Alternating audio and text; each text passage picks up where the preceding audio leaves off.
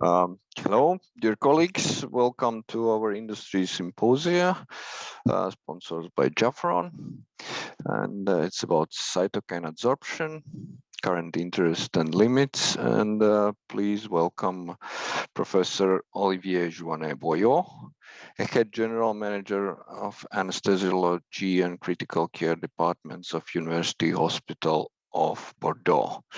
Professor, the stage is yours. Thank you very much. First, I would like to thank the organizing committee of the BALTANEST Congress and also Jeffron for their kind invitation. I hope that you hear me correctly, and I will talk in the next 20 minutes about adsorption. Okay, good. I will talk in the next 20 minutes about cytokine adsorption, not only cytokines, but in particular cytokine adsorption, the current interest for the moment and the limits, and probably also the hopes for the future. I have some links of interest, but as I said, a lot of time, money is probably some potential links and conflict of interest. But you have also a large panel of different links of interest that you have to take into account, not only money when you have to give your links of interest. First, it's interesting to know where the idea of cytokine removal come from.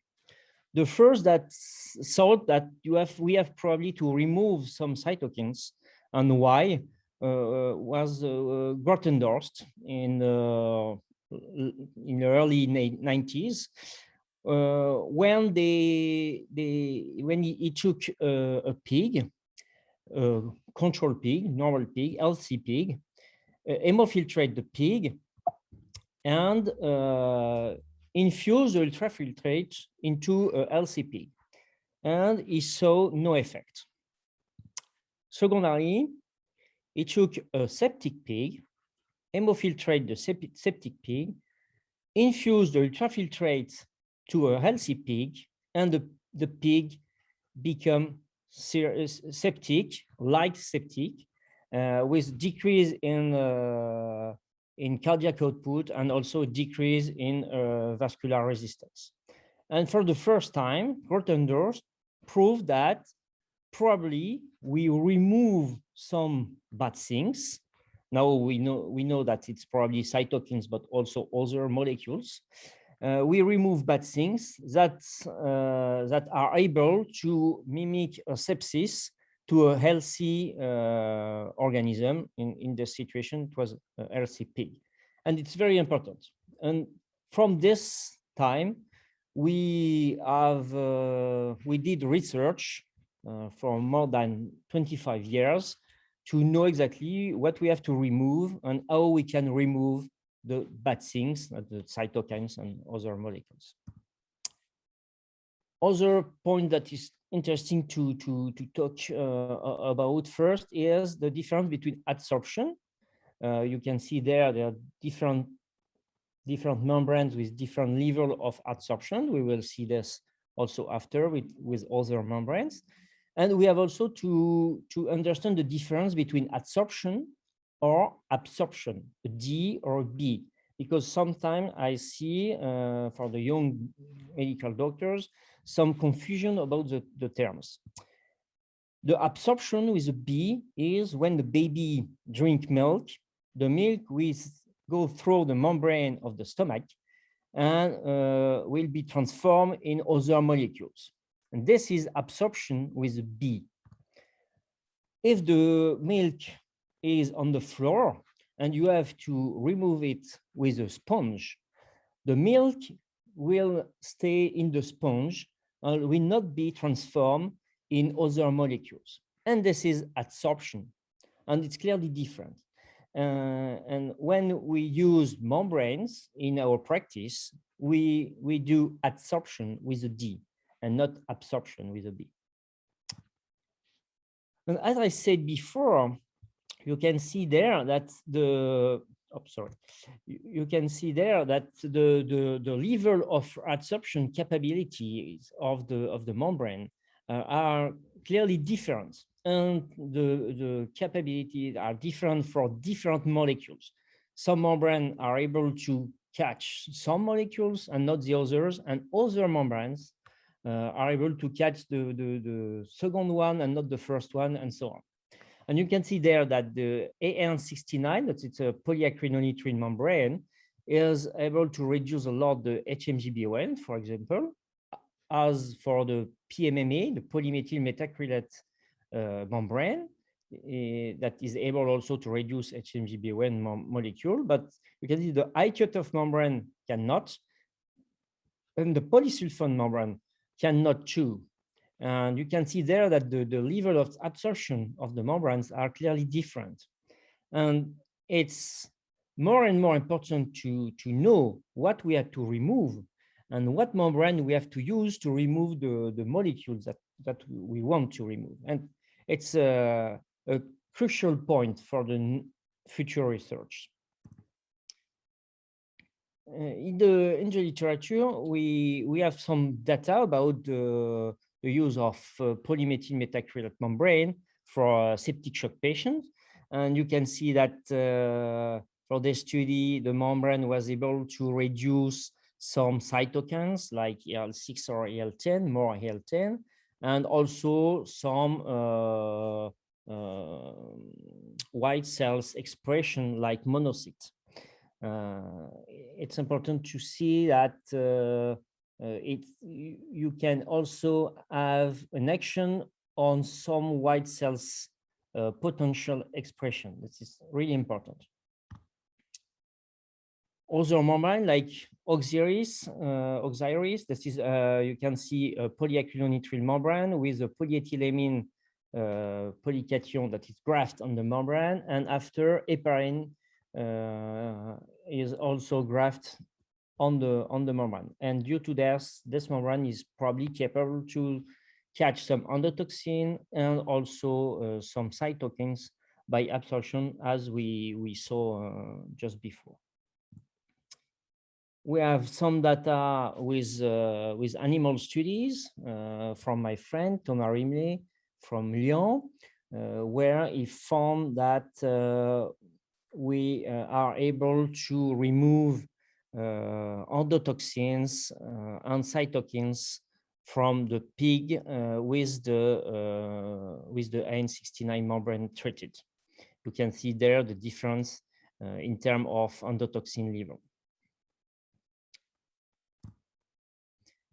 In the study with oxyris, to try to see if we can reduce endotoxin and cytokine in septic patients, you have a crossover double-blind study, and you can see that oxyris is able to decrease endotoxin and some cytokines and others, but you can see that the level of the cytokines were clearly over the level of patient treated by standard treatment. And it's clear that we can remove, but it's difficult to clearly compare the groups. We tried also to see if another membrane, the polymyxin B, the trimyxin membrane, is able to reduce the endotoxin in patients with peritonitis. We did the study in France with my friend Didier Payen and René Robert, and we published it in 2015.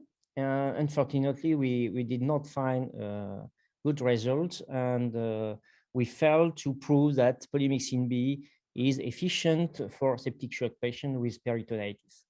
You know that polymyxin B membrane is the membrane with polymyxin B, that is an antibiotic grafted on the membrane.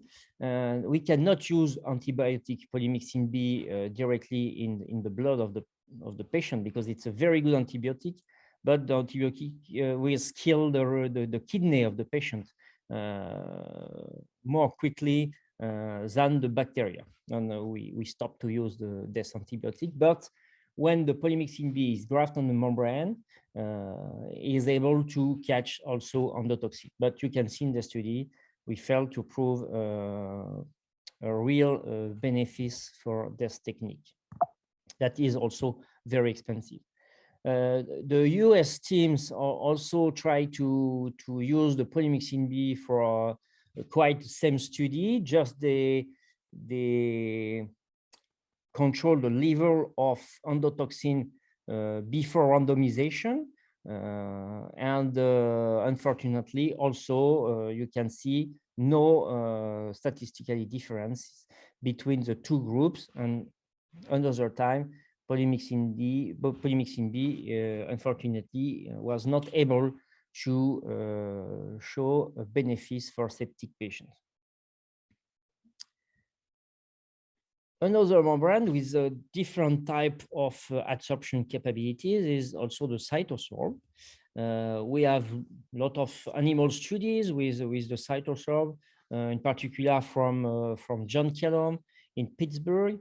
But we have also some human studies, some preliminary experiences, where you can see the membrane is able to reduce the bilirubin, for example, some cytokines, and also the lactate, probably not by adsorption, because you cannot absorb the lactate, but perhaps with the patient that improve, and you have a reduced decrease of lactate level due to this. In this study, you have also the capability of cytosorb to absorb the cytokines, and you can see there that you can also decrease the mortality, but you have to take this with a real precaution, because it's just retrospective study with a propensity score. It's not a double-blind randomized study, but we have some signal that perhaps the cytosorb, by the reduction of cytokine level, is able to reduce the mortality. But for the moment, we don't have a real prospective study or randomized control trial that prove the efficiency of cytosorb. You have also other membranes that were compared in a study. You can see there trimixin, oxyris, and cytosorb.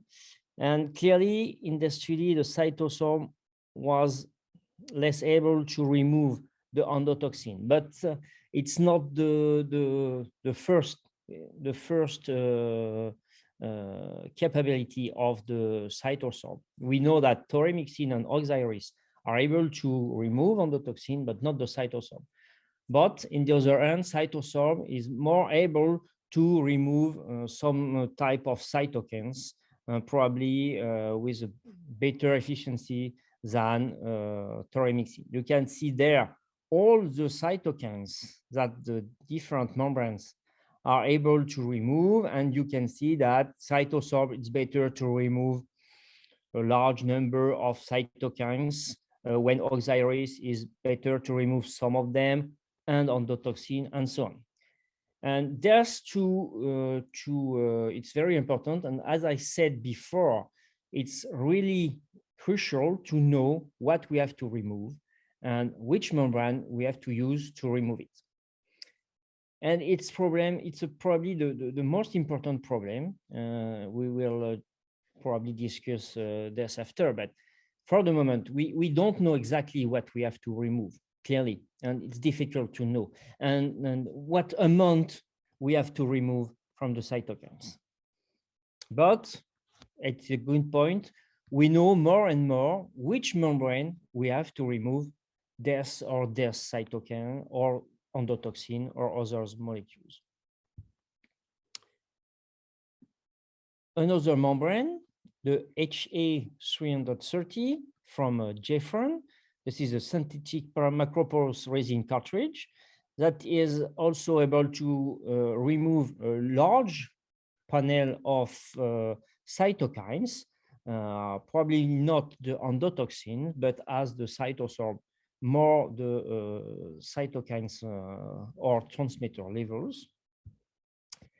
You can see that you are able to use this membrane on different machines. There is the B-Brown machine, and there the Prismaflex machine, and probably you can use it also Prismax or other ones.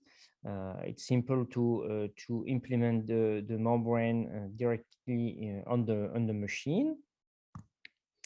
And we have some data now with abstracts like this or in the literature that I will show you.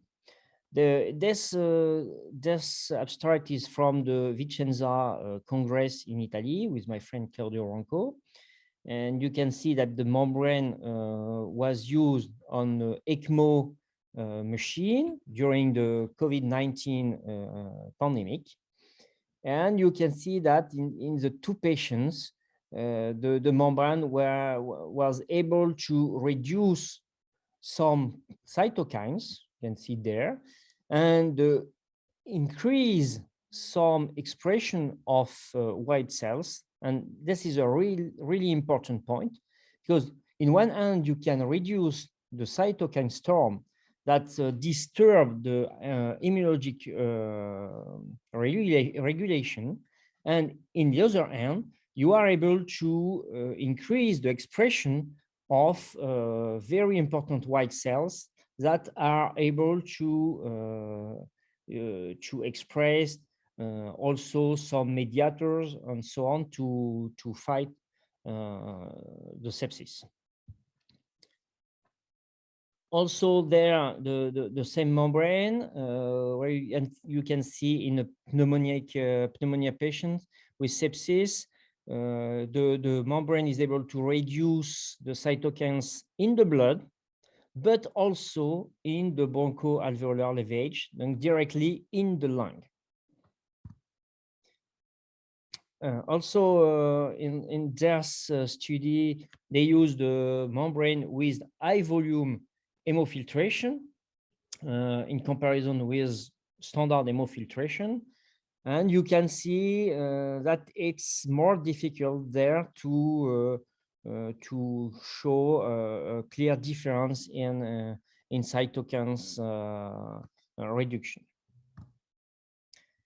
Another pathology that is very important to know is the pancreatitis with a large inflammatory storm with a large amount of cytokines that are expressed in the plasma, in the blood.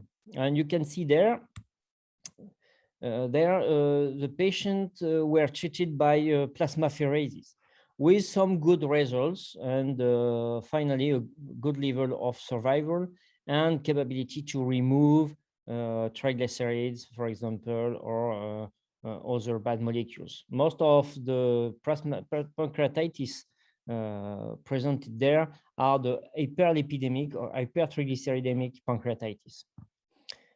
You can see there we used also the plasmapheresis for this patient with a very high level of triglycerides. You can see that the lipids that we can remove by the machine, and you can see there the lipids are very impressive when we remove it from the effluent bag. When you know that this is in the blood of the patient, and you can understand that it's very difficult for him to manage this. And sometimes it's difficult to manage plasmapheresis because we have to do it for 2 to 4 hours. You have to use albumins or plasma, and perhaps it could be interesting if we can use also just membrane to have a comparable effect. And in this study, they compare two groups. A group where they use only hemofiltration, and a group where they use hemofiltration plus adsorption with the different membrane HA380. And clearly, they show that hemoadsorption is efficient in the two groups, but they had better results in terms of decrease of symptom or lower level of acute renal failure when they combine hemofiltration and hemoabsorption. And it's interesting because probably it could be better to use hemoadsorption in addition with hemofiltration when is it possible, in comparison with just hemoadsorption alone. Another study with the same membrane where they compare also patient before and after perfusion on the HA330 membrane, and you can see that the membrane is able also to reduce the amount of triglycerides and cholesterol in the patient. I don't know if it's the same level as plasmapheresis because we have to do studies, but clearly the membrane is able also to reduce the amount of triglyceride in the patient with an hyperlipidemic acute pancreatitis. Another adsorption technique is the MARS. And you know the MARS is the molecular adsorbent recirculating system.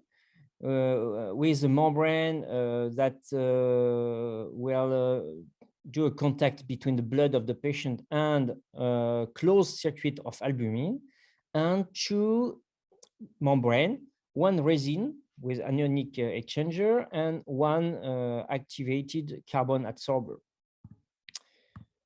Some studies about Mars, you know that we have a large literature of Mars now, and you can see, for example, this study where they showed a better result in terms of clinical improvement with the Mars in comparison with standard medical treatment.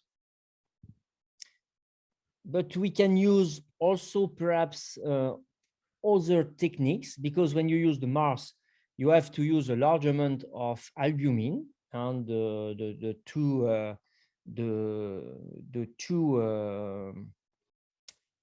membranes are expensive. And you have another possibility, that is to use the plasma of the patient in with the difference of a closed exogenous albumin loop. You have a plasma separator, like a plasmapheresis, and the plasma of the patient is cleared by two membranes. For example, the membrane from Jeffron, BS330, and the HA332, that is an adsorber for cytokines, but also for some proteins bound toxins. And after the plasma, the clear plasma can return to the patient. And with this technique, you are able to remove cytokines or other molecules without the use of exogenous albumin. And it perhaps also not simpler to use, as it's difficult to build the machine also, but you decrease the price because you don't use the albumin.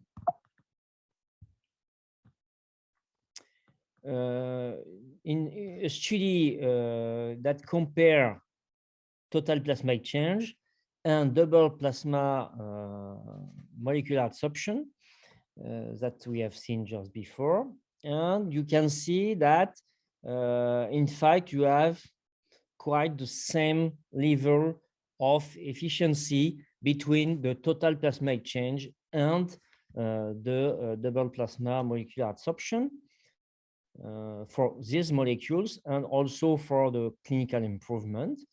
And perhaps it's an alternative treatment that we have to keep in mind for the future research. Just it's also very important to keep in mind that when you remove cytokines, when you remove bad things or adsorb them, you will also remove and adsorb good things, like, for example, molecules. And you can, antibiotics, you can see there that with some membrane, you are able to remove or adsorb a large amount of vancomycin, for example. It's true also with a specific hemoperfusion, hemoadsorption membrane, like with the HA380. You can see there that you can adsorb a large amount also of vancomycin, and you have to keep this in mind when you use antibiotics and hemoadsorption technique. Perhaps you have to increase the infusion of the dose of antibiotics.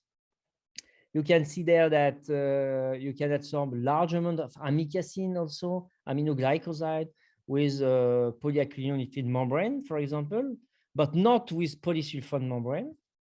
As I said before, it's important to know the properties of each membrane.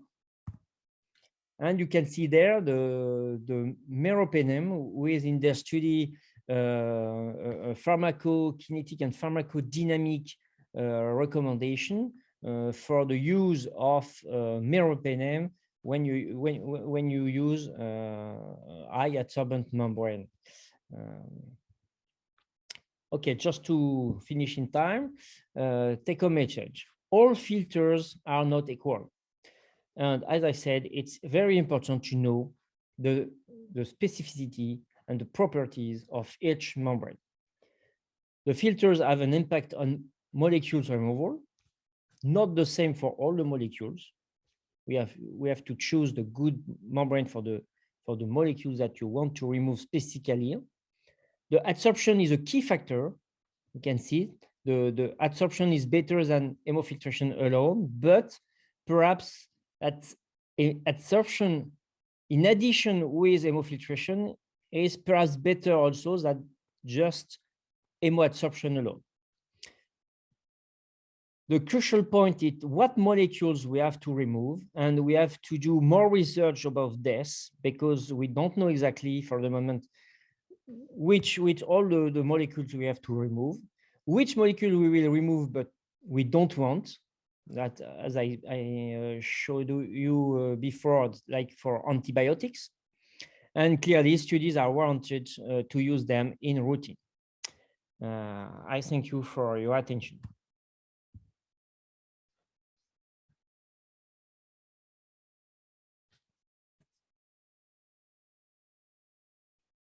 If you have some questions.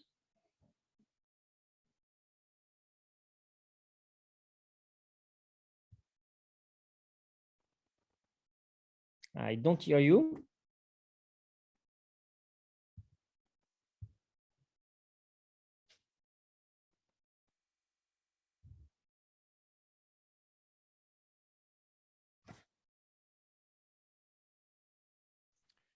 Okay, thank you, Professor, and thank you, the audience.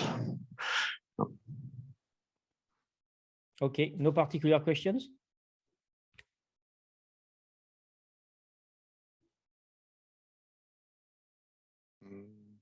Apparently, no. Okay, thank you very much. It's good. I hope it was clear for you.